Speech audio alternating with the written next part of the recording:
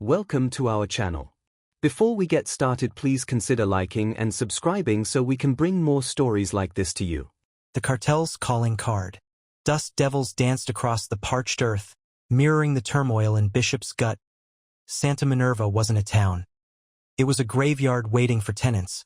Crumbling adobe buildings lined streets choked with sand, the silence broken only by the mournful creak of a rusted weather vane atop the cantina.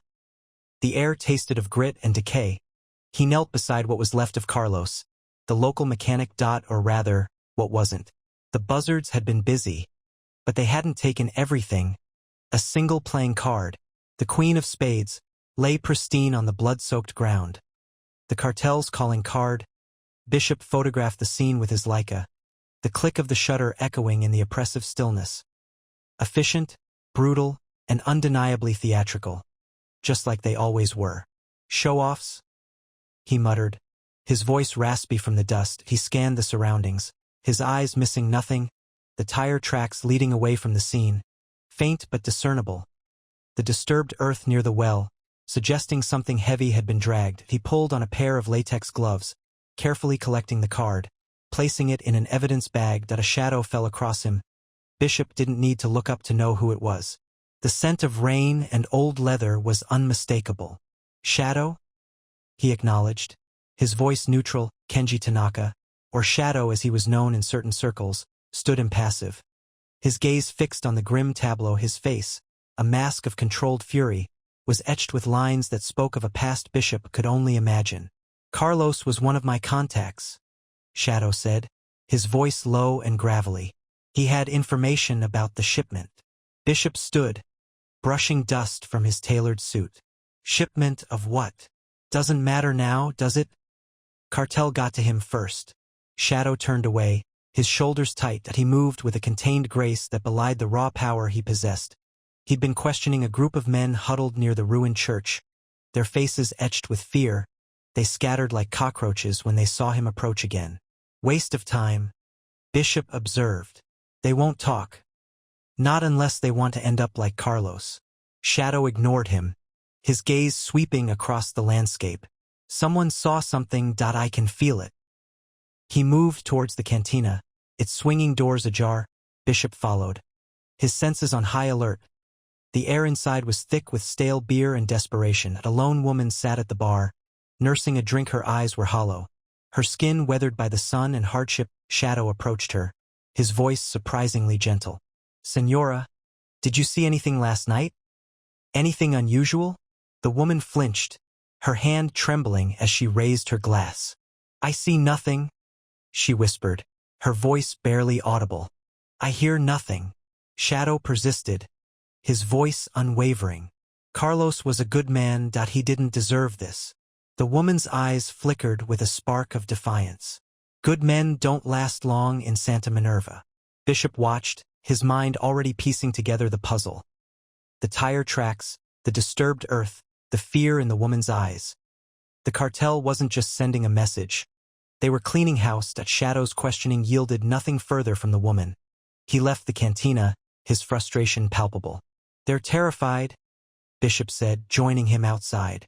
Understandably so. We need to find someone who's more afraid of the Cartel than they are of us.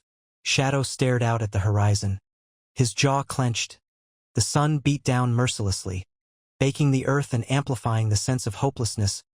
Bishop knew that look. He'd seen it before, in the eyes of soldiers facing impossible odds. What's your angle in all this, Shadow? Shadow didn't answer immediately. He closed his eyes, his face contorted in a silent battle. A memory flashed in his mind. The screams, the blood, the acrid smell of burning flesh. A young girl, no older than 10, pleading for her life. He'd been too late. Always too late. The Cartel. They had taken everything. He opened his eyes, his gaze hardening. They took something from me a long time ago. Now, I'm taking something back. Bishop nodded slowly, understanding dawning. This wasn't just about a missing shipment or a dead informant. This was personal. Then we're in agreement. Let's find out who sent the Queen of Spades. He glanced back at the cantina, then at the dirt road leading out of town. His gut churned, knowing that the path ahead would be paved with blood and betrayal. But he also knew, with a chilling certainty, that they were walking it together collision course. The sodium glare of the Tijuana streetlights painted Bishop in harsh angles as he surveyed the cantina. Each shadow seemed to writhe. Each laugh sounded like a threat. He trusted no one. Especially not here, not after the whispers he'd been chasing for weeks finally led him to this den of vipers. The Ghost Cartel, they called themselves. Invisible, untouchable. Bishop intended to change that. Across the narrow street, perched on a rooftop overlooking the cantina, Shadow felt a similar unease. The air crackled with a tension he knew too well. He had been tracking the cartel for months, seeking retribution for sins that stained his soul. The cantina pulsed with the same dark energy he had felt in a dozen other places where the cartel had left its mark. His hand tightened on the hilt of his katana, the cool steel of familiar comfort. Bishop noticed him first, a figure silhouetted against the sickly orange sky. A predator watching the same prey. He didn't recognize the stance, the coiled readiness. He assumed the man was Cartel. Another layer of security guarding their secrets. Bishop melted into the crowd, his movements fluid and silent. A ghost among ghosts, he circled around, intending to flank the rooftop sniper. Shadow saw the subtle shift in the crowd below, the ripple caused by Bishop's passage. A professional. But working for whom? The cartel didn't hire outside talent, they bought loyalty with fear. This man was different. He moved with purpose, with a calculated grace that spoke of experience. Shadow tensed, his instincts screaming danger. Bishop found a fire escape, the rusted metal groaning under his weight. He moved quickly, quietly, ascending toward the rooftop. He reached the top and rolled over the edge, his pistol already drawn. He expected a firefight, a desperate struggle. Instead, he found himself facing a katana. The blade flashed silver in the dim light, a precise and deadly arc aimed at his throat. Bishop reacted instantly, dropping low and sweeping Shadow's legs out from under him. Shadow landed hard, the katana clattering against the corrugated iron roof. He scrambled to his feet, his eyes blazing with a cold fury. "Who are you?" Shadow growled, his voice a low rasp. "Your worst nightmare," Bishop replied, his voice devoid of emotion. He launched himself forward, a whirlwind of fists and feet. Shadow parried the blows, his movements economical and precise, deflecting Bishop's attacks with the flat of his blade. Bishop's strikes were relentless, a barrage of calculated violence. Shadow countered with fluid blocks and swift counters, his katana a blur of motion. The rooftop fight was a brutal dance, a clash of styles and ideologies. Bishop relied on brute force and tactical precision, while Shadow fought with a controlled ferocity, fueled by a burning desire for redemption. A stray kick sent Shadow stumbling backwards, his katana skittering away. Bishop pressed his advantage, landing a solid blow to Shadow's jaw. Shadow staggered. Momentarily disoriented, Bishop moved in for the kill, his pistol raised suddenly. The cantina doors exploded open. Men in black suits, faces obscured by skull masks, poured out into the street, unleashing a hail of gunfire. The Ghost Cartel had arrived. Bishop cursed under his breath, but he glanced at Shadow, who was already retrieving his katana. Their fight was interrupted, but not forgotten. "Cartel?" Bishop said, holstering his pistol and drawing a knife. "Truce." Shadow nodded, his eyes fixed on the chaos unfolding below. For now, they moved as one, a deadly duo against a common enemy. The cartel members swarmed the rooftop access, and Bishop and Shadow moved to meet them, a storm of steel and fury descending upon the Ghost Cartel. Their alliance was born of necessity, forged in violence, but it was an alliance nonetheless. The hunt for the Ghost Cartel had just become a team effort, uneasy alliance. The desert air cracked with gunfire. Bishop ducked behind a toppled agave, the acrid smell of burnt gunpowder stinging his nostrils. He'd been expecting trouble, but not this kind of coordinated assault. The Ghost Cartel clearly knew he was coming, and they'd brought enough firepower to level a small town. He risked a glance. Across the narrow gully, Shadow was a whirlwind of motion, deflecting bullets with a katana. He somehow pulled from thin air. The glint of steel, the roar of automatic weapons, and the screams of dying cartel soldiers created a chaotic symphony of death. Bishop cursed that he preferred a calculated approach, but the cartel had flushed him out of the shadows and into a full-blown firefight. "Need a hand?" Tanaka? He yelled, squeezing off a burst from his suppressed rifle. Shadow didn't respond, just kept moving, a silent, deadly predator. Bishop admired the man's skill. Even if he loathed his methods, he took down 2 more cartel members, their bodies crumpling against the sun-baked earth. The onslaught finally slowed. The remaining cartel members, rattled and bloodied, retreated into the scrub. Bishop and Shadow were left standing, panting, amidst the carnage.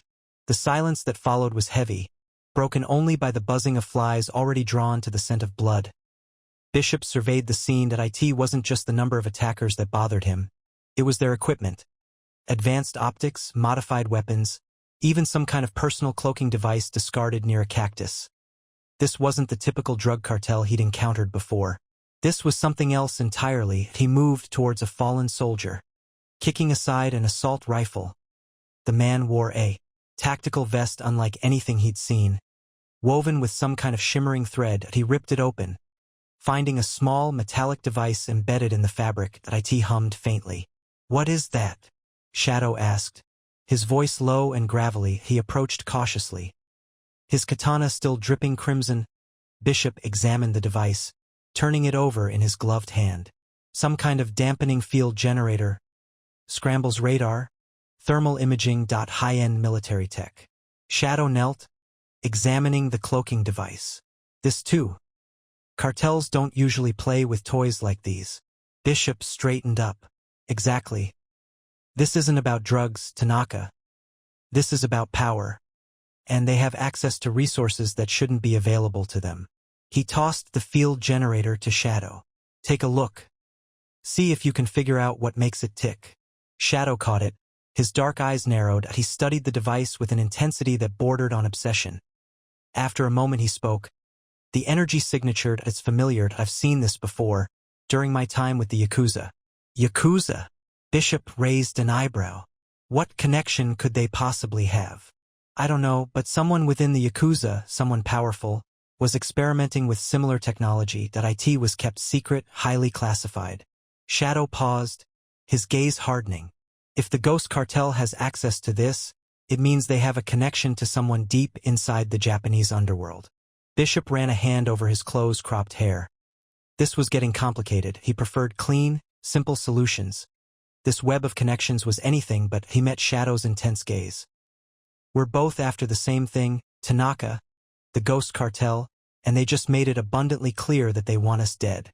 Shadow sheathed his katana, the sound echoing in the stillness. "So, what do you propose?" Bishop sighed. "A temporary alliance. We combine our resources, our knowledge. We take down the Ghost Cartel, then we go our separate ways." He knew it was a dangerous proposition. Shadow was a loose cannon, unpredictable and driven by his own demons. But Bishop was running out of options. Shadow considered for a long moment, his face unreadable. Finally, he nodded. "An uneasy alliance. Then, but know this, Shaw, the moment you betray me, I will not hesitate to kill you." Bishop smirked, a flicker of amusement in his eyes. "Likewise, Tanaka. Likewise." He extended his hand. Shadow hesitated, then clasped it, his grip firm and surprisingly cold. The desert wind howled around them, carrying the scent of death and the promise of more to come. An uneasy alliance had been forged, born from blood and necessity. Whispers in the dark. The air hung thick and heavy with the scent of sewage and desperation as Bishop and Shadow navigated the labyrinthine alleyways behind the Mercado. Isa had insisted on this rendezvous, claiming it was the only place secure enough to talk. Bishop, ever the pragmatist, found the location unsettlingly predictable. Shadow, his senses heightened, scanned the rooftops, his hand resting on the grip of his Glock.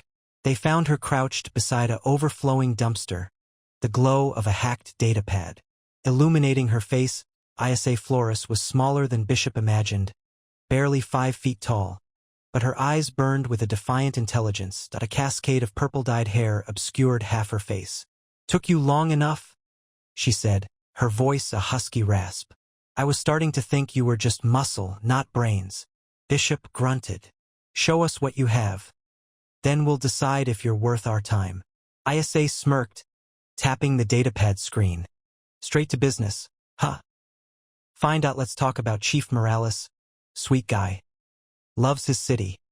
Also, loves lining his pockets with cartel gold. A series of encrypted emails and financial transactions flickered across the screen. Bishop studied them, his brow furrowed.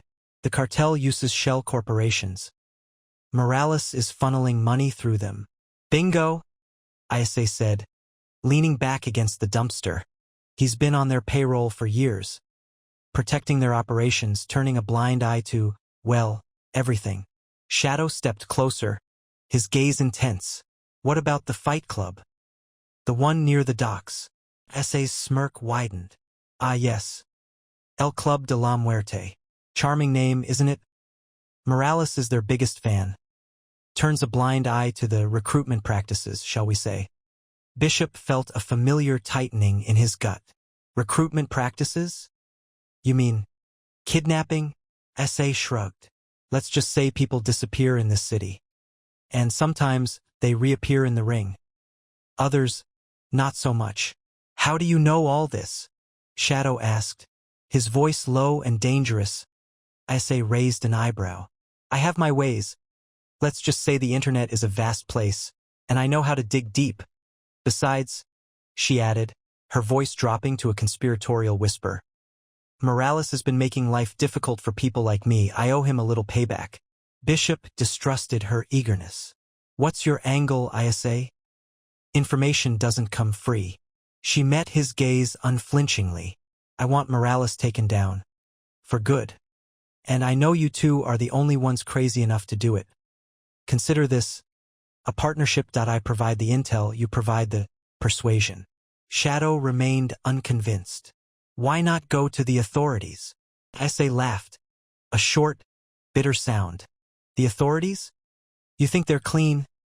Morales has the city in his pocket that everyone's either on the take or too afraid to speak up. Bishop considered her offer. He still didn't trust her completely, but the information she provided was undeniably valuable. And the Fight Club. That was a lead they couldn't ignore. Where is it exactly? Isa tapped a location onto their mobile phone. Warehouse District, Pier 17. Tonight is Noche de Sangre, Night of Blood. The cartel bigwigs will be there, placing bets, enjoying the show. Morales too, probably. Shadow's eyes gleamed. A perfect opportunity. Bishop nodded slowly. It's a trap. Morales knows we're here. He's setting us up. Isa shrugged. Maybe. But sometimes the only way to catch a rat is to walk right into its nest. She deactivated her datapad, plunging them back into darkness. Just remember, she said, her voice barely audible above the drone of the city. Trust no one, especially not in this city. She slipped away into the shadows, leaving Bishop and Shadow alone with the whispers in the dark. The metallic tang of blood already seemed to hang in the air. The scorpion's sting. Sweat slicked Bishop's palms inside his worn leather gloves. The air in the cantina reeked of stale beer, cheap tequila, and desperation. The Fight Club, tucked away in the back room behind a curtain of moth-eaten velvet, pulsed with a primal energy. Shadow stood beside him, a silent monolith against the wall, his gaze scanning the faces in the crowd with unnerving intensity. Notice the tattoos? Bishop murmured, his eyes narrowed. Serpents, skulls, cartel markings, but subtle. Fresh meat, being vetted. Shadow nodded, his jaw tight. They're looking for fighters with a particular disregard for life. The current bout was a mess of flailing limbs and guttural grunts. Two men, barely more than boys, hammered at each other with raw, untamed fury. Money exchanged hands, whispers filled the room, and the air thickened with anticipation. Bishop ignored the spectacle. His focus on a man lounging in the shadows near the ring. He was older, mid-40s perhaps, with a cruel face and eyes that missed nothing. A thick gold chain glinted against his sun-baked skin, and a small, intricately carved scorpion hung from it. That's him, Bishop said, his voice barely audible above the roar of the crowd. El Alacrán. The scorpion. Shadow's eyes locked onto the man. Confirmed that he's wearing the same ring informant Reyes described. Bishop pushed away from the wall. Let's have a chat. He moved with a deceptive casualness, weaving through the crowd until he stood directly in front of El Alacrán. The man's eyes flickered with recognition, then narrowed. Lost, gringo? He sneered, his voice a low growl. Looking for someone? Bishop replied, his gaze unwavering. Someone who likes to recruit talent for a certain organization. El Alacrán chuckled, a dry, rasping sound. You mistake me for someone else. Do I? Bishop reached out and plucked the scorpion pendant from the man's chest. This says otherwise. Chaos erupted before El Alacrán could react. Shadow moved. A blur of motion and controlled violence, he slammed a fist into the face of a man attempting to flank Bishop. Sending him sprawling, Bishop tossed the pendant to Shadow and launched a kick at El Alacrán's knee. Buckling his leg. The cantina exploded into a frenzy. Men surged forward, knives flashed, and the air filled with shouts and curses. Bishop and Shadow fought back to back, a whirlwind of fists and feet. Bishop felt the sting of a blade across his arm, ignored it, and delivered a crushing blow to the jaw of his attacker. Shadow deflected a knife thrust with his bare hand, then disarmed his assailant with a swift, brutal twist. Time to go, Bishop yelled, shoving a table into the path of the oncoming mob. They burst out of the back room and into the main cantina, scattering patrons like bowling pins. The music screeched to a halt, and all eyes turned to them. Policia? Someone screamed, and the crowd parted like the Red Sea. They sprinted out the front door and into the dusty street. A beat-up Ford pickup truck screeched to life, blocking their path. Men poured out, weapons drawn. This way, Shadow yelled, leading Bishop down a narrow alleyway. The chase was on. They scaled fences, scrambled over rooftops, and darted through crowded marketplaces, the sounds of gunfire echoing behind them. Bishop could hear the sirens of the corrupt local police growing closer. They're closing in, Shadow said, his breath coming in ragged gasps. Bishop spotted a parked motorcycle, keys dangling in the ignition. Problem solved. He hotwired the bike in seconds, and they roared off down the street, narrowly avoiding a collision with a police cruiser. Bishop weaved through the chaotic traffic. Adrenaline pumping through his veins, Shadow clung to the back, scanning their surroundings, his face grim. Cartel reinforcements ahead, he warned. Bishop slammed on the brakes, narrowly avoiding a head-on collision with a black SUV. Men armed with automatic rifles spilled out, unleashing a hail of bullets. We need cover, Bishop shouted. He swerved the motorcycle into a narrow side street, the bullets ricocheting off the surrounding buildings. They ditched the bike and scrambled into a dilapidated building, the sound of the cartel's pursuit echoing behind them.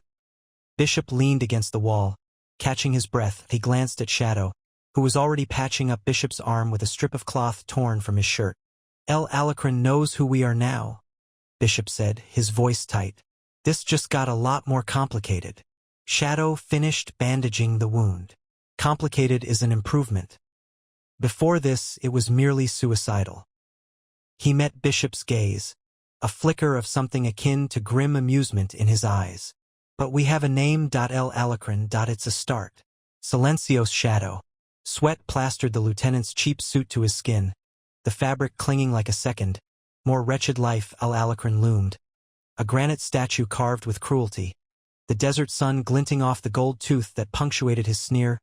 Bishop watched from the edge of the cantina's shadowed doorway, his senses on high alert, a silent guardian against the chaos that always clung to Alacrán like the stench of cheap tequila. You disappoint me, amigo, Alacrán rasped, his voice a low growl that vibrated through the humid air. He held a gleaming obsidian knife, its edge reflecting the man's terror. The shipment, gone. Just like that.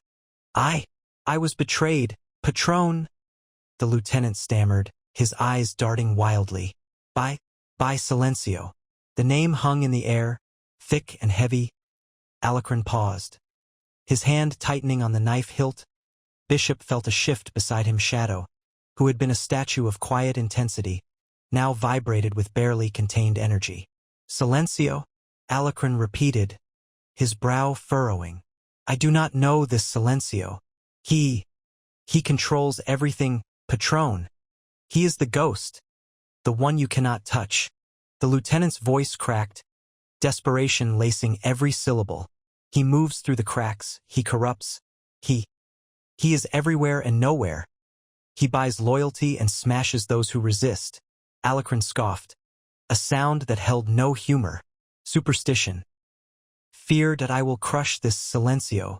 Suddenly, the lieutenant lunged, throwing himself at Alacran's feet. Spare me, Patron. I will tell you everything. Everything I know about silencio. Alacran hesitated, then brought the knife down. The lieutenant's gurgled scream was cut short that a crimson stain bloomed on the dusty floor. Bishop pushed away from the doorway. Efficient? He commented dryly, his eyes scanning the stunned faces of Alacran's remaining men. Shadow didn't respond. He was staring at the dead man, his face a mask of barely suppressed rage. Bishop had seen that look before. During their hunt for the cartel supplying fentanyl to street kids in Chicago, it was a look that said, "This goes deeper than you know."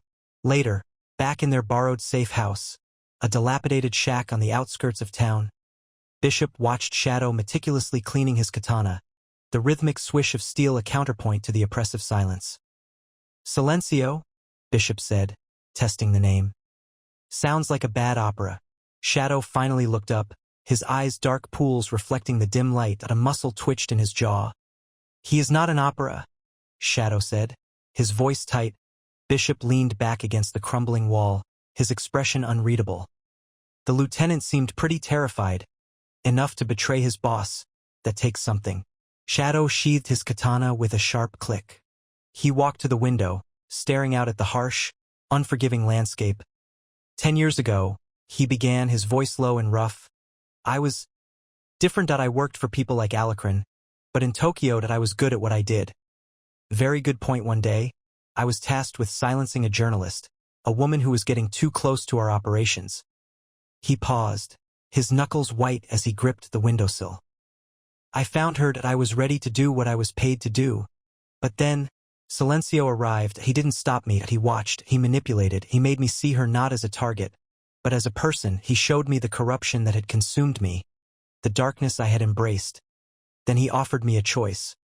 Kill her or destroy everything I had built. Shadow closed his eyes, his face contorted in pain.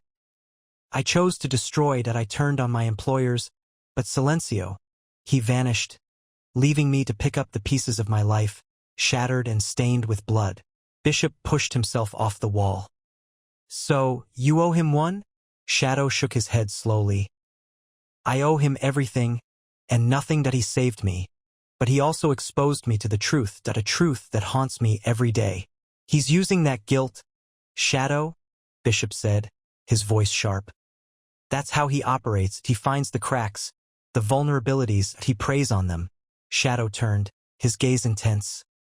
I know that's why I have to stop him, before he ruins anyone else. Bishop studied him, his eyes narrowed. This isn't just about the cartel, is it? It's personal. Shadow didn't answer. He didn't need to. The haunted look in his eyes said it all. Silencio wasn't just a name. He was a ghost from Shadow's past, a specter he had to confront, no matter the cost. And Bishop knew, with a chilling certainty, that this hunt was about to become a whole lot more complicated. The air in the shack felt colder, the silence heavier, a suffocating premonition of the storm to come. Into the lion's den. The air hung thick and heavy with the scent of diesel, cheap cologne, and something vaguely metallic as Bishop and Shadow stepped out of the unmarked van. Dust devils danced across the cracked concrete of the compound's outer yard, a visual manifestation of the tension that coiled in Bishop's gut. He adjusted the lapel of his expensive Italian suit, a ridiculous affectation considering their location in the heart of cartel territory. Remember the plan, Bishop said, his voice a low rumble barely audible above the distant roar of a truck engine. Keep it simple, big talk, bigger promises, and absolutely no unnecessary bloodshed. Shadow grunted in acknowledgement, his face an impassive mask. He checked the weight of the silenced pistol concealed beneath his own designer jacket, a dark mirror to Bishop's calculated calm as his voice crackled through Bishop's earpiece. All right, boys, I'm in. Security cameras are blind for the next 5 minutes. The main gate is yours. The gate, a rusted behemoth of steel, groaned open as if by some unseen force. Two heavily armed men flanked the entrance, their eyes scanning the van with undisguised suspicion. Bishop plastered on his most charming, yet utterly insincere smile. Gentlemen, he boomed, stepping forward. We're here to see El Jeef, Tell him Shaw and Tanaka have arrived, we've brought gifts. He gestured to the van with a flourish. The guards exchanged uneasy glances. Point one barked a command into his radio. Moments later, a squat, heavily tattooed man with a predatory gaze emerged from a doorway. He sized them up, his eyes lingering on Shadow's lean, coiled frame. Shaw? Tanaka? I was expecting more. He spoke with a guttural accent. Appearances can be deceiving, Bishop countered smoothly. We deal in results, not theatrics, and we understand you're looking for a unique solution to a persistent problem. The man's lips twisted into a cruel smile. Come, let us discuss this unique solution. He gestured them inside. The interior was a labyrinth of dimly lit corridors and utilitarian rooms. The air grew thicker, the tension more palpable with each step. Assay's voice remained a constant presence in Bishop's ear, a guiding star in the darkness. Left, now right, third door on your left. That's where they keep the fun toys. The door was unmarked, indistinguishable from the others. Bishop nodded to Shadow, who moved with a silent grace that bordered on the supernatural.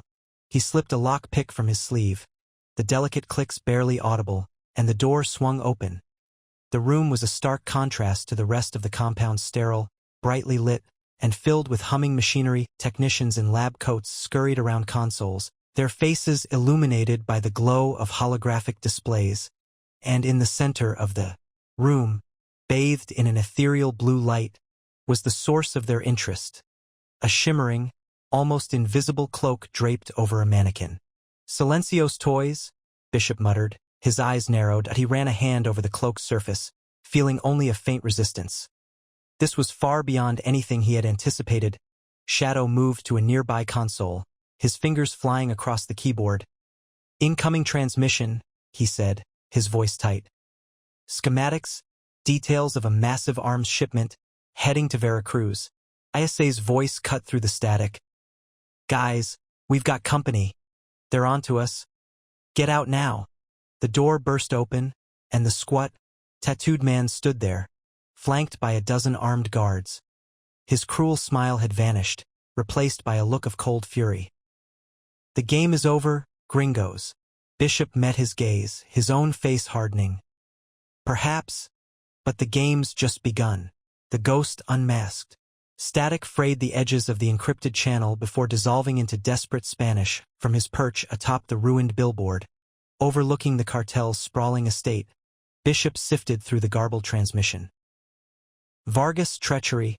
Ramirez seizing control. He delivered a quick translation to Shadow, a wraith-like figure beside him, his expression unreadable in the gloom. Looks like our spectral friend's facing an internal coup, Bishop murmured, a fleeting smirk touching his lips. A golden opportunity, Kenji. The compound, usually a paragon of ruthless efficiency, had devolved into a chaotic hive. Guards darted about, issuing contradictory orders. Sporadic gunfire ripped through the air, sharp and vicious. Ramirez, Vargas's ambitious lieutenant, was making his power play. Ramirez possesses ambition, but lacks Vargas's nuanced approach, Shadow observed, his gaze sweeping the turmoil below. His actions will lack finesse. Bishop agreed with a nod. Predictable favors us that let's gently guide events in our direction. They infiltrated the chaos, becoming unseen currents within the storm. Guided by Bishop's knowledge of the compound's layout, gleaned from purloined blueprints, Shadow navigated a labyrinth of corridors. They moved with lethal grace, silencing patrols with pinpoint accuracy, leaving behind only the lingering tang of burnt powder. Bishop hijacked the compound's surveillance network, feeding Ramirez's forces doctored footage depicting Vargas loyalists massing at the West Gate. Simultaneously, Shadow, leveraging his technical prowess, dispatched a corrupted message to Vargas's remaining guard detail, warning of a Ramirez assault from the east. The elaborate snare snapped shut. The two factions, already poised on the brink of conflict, clashed head-on. The skirmishes spiraled into a full-scale internecine war, fueled by paranoia and bloodshed.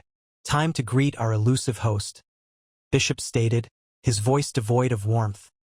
They threaded their way through the carnage to a heavily shielded sublevel, Vargas's private sanctuary and, according to intelligence, the epicenter of his illicit empire. The air thrummed with the low hum of servers and the acrid bite of ozone. Vargas stood motionless before a wall of monitors, their flickering light painting his face in a macabre glow that he didn't turn. "I anticipated your arrival," he said, his tone flat. "Ramirez is a pawn. I underestimated. Buttering me up won't work, Silencio," Bishop countered, advancing into the room. "Though I must admit, your organization exhibits a remarkable lack of scruples." Vargas finally pivoted, his gaze like slivers of glacial ice.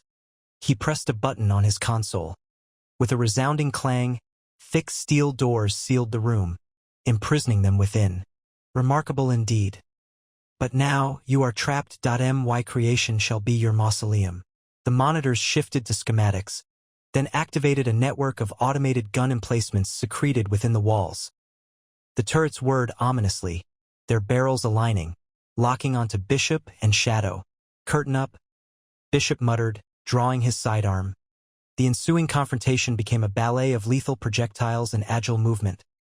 Bishop, leveraging his strategic acumen, identified gaps in the turret coverage, relaying directions to Shadow.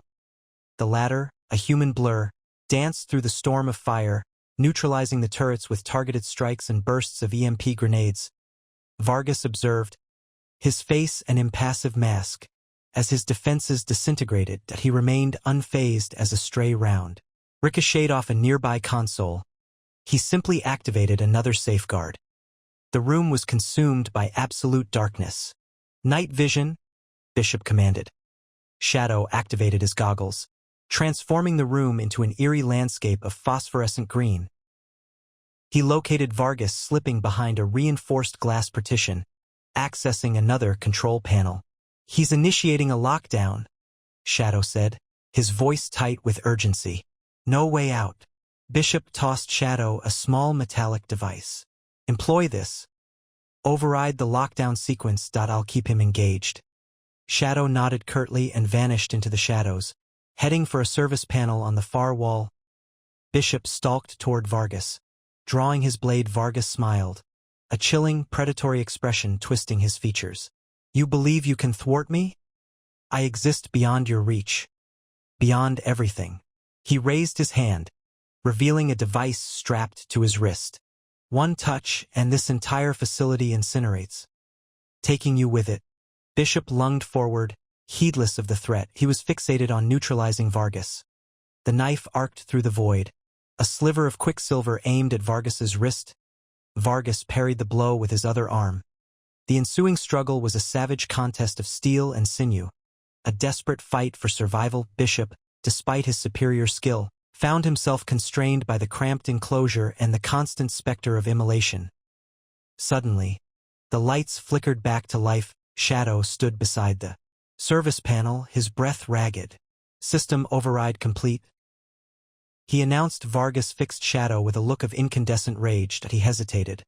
His finger hovering over the activation button, Bishop seized the momentary lapse to strike. The blade found its mark, severing the tendons in Vargas's wrist. The device tumbled to the floor. Vargas screamed, clutching his mangled arm that he stared at Bishop, his gaze a volatile mix of hatred and disbelief. You haven't prevailed," he choked out. "This is only the genesis." Bishop retrieved the device, crushing it beneath his heel. "No, Silencio," he said, his voice glacial. "This is the finale." Shadows fade. The hum of the server room died with Silencio. Bishop deactivated the EMP, the sudden silence pressing down on them like a physical weight. Silencio's body slumped against the scorched console, his eyes vacant, the arrogance that had fueled him now just ashes. Shadow approached, his face grim. He fought hard. Too hard for just money.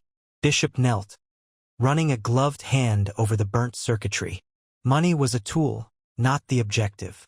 He extracted a data drive, miraculously intact. Let's see what secrets our friend kept locked away. The information on the drive painted a chilling picture. Silencio hadn't been merely an arms dealer.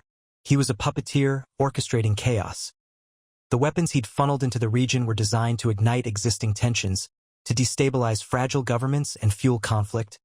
His endgame? To buy up the ravaged land for pennies on the dollar, transforming it into his own private fiefdom. He wanted to be a king, Shadow said, disgust lacing his voice. A king built on blood. A very modern ambition, Bishop replied. Dryly, he began transmitting the data to a secure server, and a very predictable one. Shadow watched him, his gaze intense. You knew.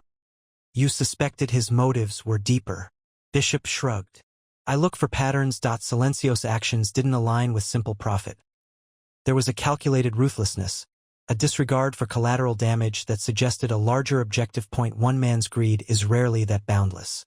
The first rays of dawn pierced through the reinforced windows, painting the ruined server room in shades of gray and gold.